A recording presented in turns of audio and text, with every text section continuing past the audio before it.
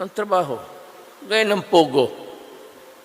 I will assure under my oath of office as President of this Republic, as elected by you, yung Pogo na yan, insofar kami dito, malinis yan.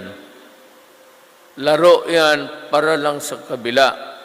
But it employs something like 20,000 dito sa Maynila. Dito lang yung Pogo. Walang pera dyan. Diretso sa Pagcor yan. They talk with Pagcor. The ambassador of China deals with dealing kasi illegal yan sa... Why?